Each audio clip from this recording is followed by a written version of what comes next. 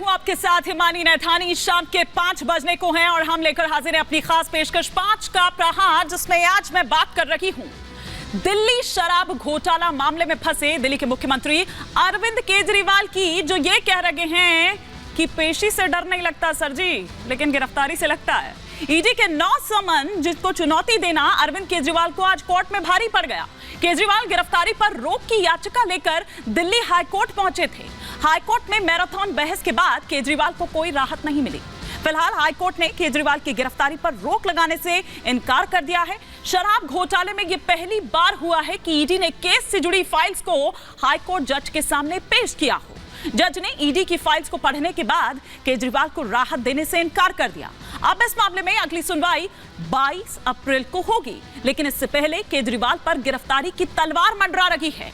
ED अब कभी भी केजरीवाल को पूछताछ के लिए बुला सकती है। हाईकोर्ट के आदेश के बाद बीजेपी केजरीवाल पर हमलावर है, वहीं आम आदमी पार्टी इसे राजनीतिक और बदले की कार्रवाई जो है वो बता रही है। आज हाईकोर्ट में बहस के दौरान केजरीवाल के वकील अभिषेक मनु सिंघवी ने ईडी की कार्रवाई को सीधे सीधे राजनीति से जोड़ दिया। सिंघवी ने कहा कि राजनीतिक मंशा ने जो ईडी है उसे वो केजरीवाल को गिरफ्तार दरअसल राजनीतिक मंशा के तहत करना चाहती है। लोकसभा चुनाव नजदीक है, केजरीवाल चुनाव प्रचार में व्यस्त है, ऐसे में ईडी को इतनी जल्दी क्या है। सिंघवी ने यहां तक कह दिया कि अगर ईडी केजरीवाल को गिरफ्तार ही करना चाहती है तो चुनाव के बाद कर ले, अभी इतनी जल्दी क्या है। अब ऐसे में सवाल यह उठता है कि क्या ईडी की कार्रवाई राजनीति से प्रेरित है या वाकई में शराब घोटाला मामले में केजरीवाल शामिल हैं।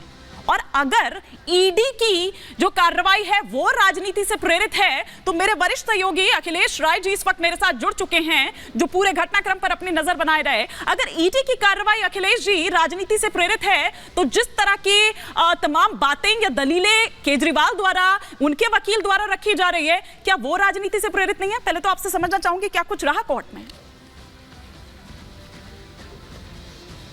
देखिए, मैं बताऊं आपको, एक दिलचस्प सवाल केजरीवाल के वकील से भी कोर्ट ने पूछा था और कोर्ट ने पूछा था कि भाई अगर इतने समय से समन आ रहा है, क्योंकि उन्होंने आरोप लगाया था कि जब 5 राज्यों के चुनाव हुए उसके बाद ही समन आने लगे और अब 8 महीने तक समन नहीं आए और फिर जब लोकसभा का चुनाव है तो फिर समन आने लगे, तो ये एक राजनीति से प्रेरित है। हाईकोर्ट ने केजरीवाल के वकील से पूछा तो इतने दिनों तक जो समन आए तो आप पेश क्यों नहीं हुए, उस समय ही पेश हो जाते, या इतने दिनों की बात हो गई आप अग्रिम जमानत की कहीं अर्जी भी डाल देते, आपने ये भी नहीं किया। तो उस पर उनका कहना था कि काफी बिजी रहते हैं, समय समय पर विपासना करने जाते हैं और उसके तहत उनके पास वक्त नहीं रहता और राजनीतिक गतिविधियों में व्यस्त रहते हैं। तो ये अजीब सी उन्होंने अपनी तरफ से दलील देकर बचने की कोशिश की, लेकिन जब फाइल आ गई लंच के बाद अदालत के पास और दोनों जजों ने 10 मिनट तक बैठकर उस फाइल को चैम्बर में पढ़ा और देखा कि मामला क्या गंभीर है, उसके बाद अदालत ने थोड़ी देर सुनवाई के बाद ये मूड बना लिया कि फिलहाल हम इनके जो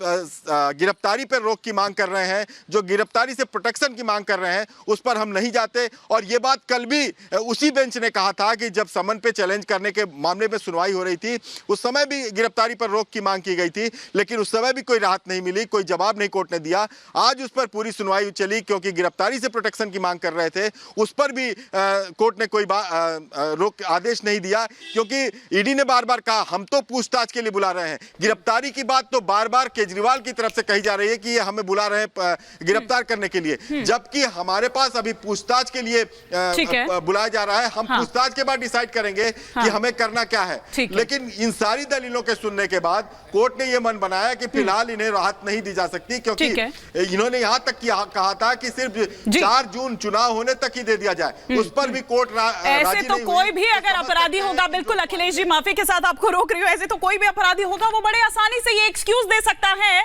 और पहले वो चुनाव लड़ लेगा और उसको राहत मिल जाएगी। लेकिन बहुत शुक्रिया अखिलेश जी इस तमाम जानकारी के लिए आपका। तमाम खास मेहमान इस वक्त हमारे साथ जुड़ चुके हैं, फटाफट से परिचय मैं करवा देती हूं। लेकिन सबसे पहले मैं आपको बता दूं कि हमारे साथ बीजेपी के स्पोक्स पर्सन चारू प्रज्ञा जी इस वक्त हमारे साथ जुड़ चुकी हैं। बहुत स्वागत है आपका। साथ ही साथ हमारे साथ स्टूडियो से भी कुछ मेहमान इस वक्त जुड़े हुए हैं। सौरभ दुबे जी हमारे साथ जुड़े हुए हैं, विनीत गोयंका जी हमारे साथ जुड़े हुए हैं, बतौर पॉलिटिकल एनालिस्ट। साथ ही साथ हमारे साथ दुष्यंत नागर जी हैं, वरिष्ठ पत्रकार प्रेम कुमार जी हैं और निवान शर्मा नेशनल स्पोक्स पर्सन हैं आम आदमी पार्टी के।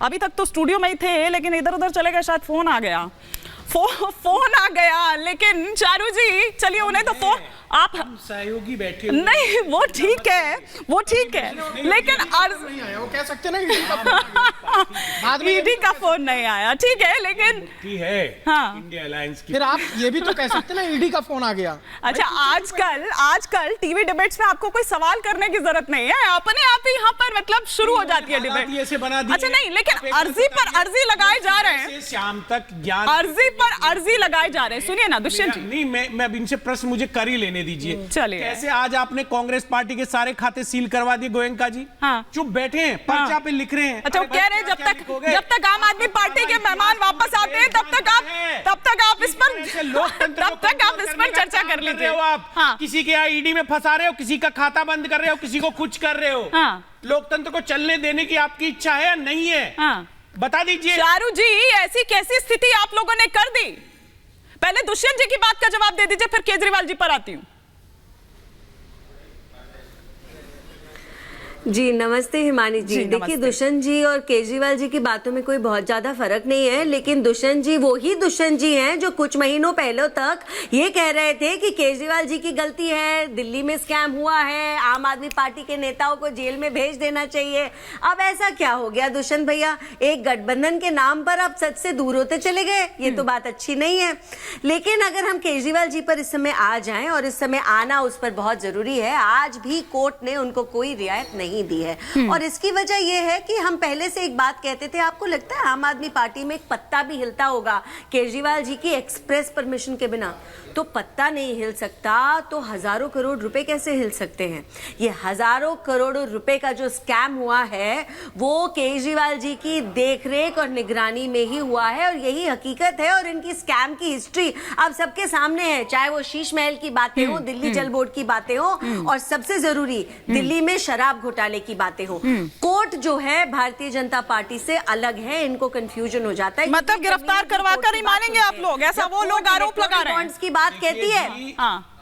तो नहीं, तो देखो, जो गुनेगार है उसको जेल में जाना ही होगा। अब ये पुराना भारत नहीं है कि आप स्कैम पे स्कैम करें और नेता के नाम पर बचे रह जाएं। अगर दुष्यंत जी कुछ रिएक्ट कर रहे हैं, दुष्यंत जी कुछ रिएक्ट कर रहे हैं। चारू जी जेल में जाना ही होगा। हाँ, मैं आपकी बात कहना चाहता हूँ, अगर मैं अरविंद जी के साथ लड़ रहा हूँ पहले बोलते थे ना कि गलती है आम आदमी पार्टी की, इतना बता दो। बस मैं वो भी बताऊंगा, वो भी मैं बताऊंगा, लेकिन सच्चाई से हट गए। मुझे चिंता भारत के प्रधानमंत्री के साख की है।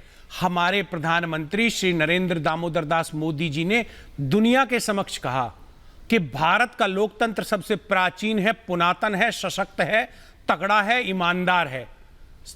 मोदी साहब ने कहा, उनकी बातों को सच करने के लिए हम लड़ रहे हैं, क्योंकि आज भारतीय जनता पार्टी मोदी जी के द्वारा कहे गए दुनिया के सबसे प्राचीन लोकतंत्र को कमजोर करना चाहती है।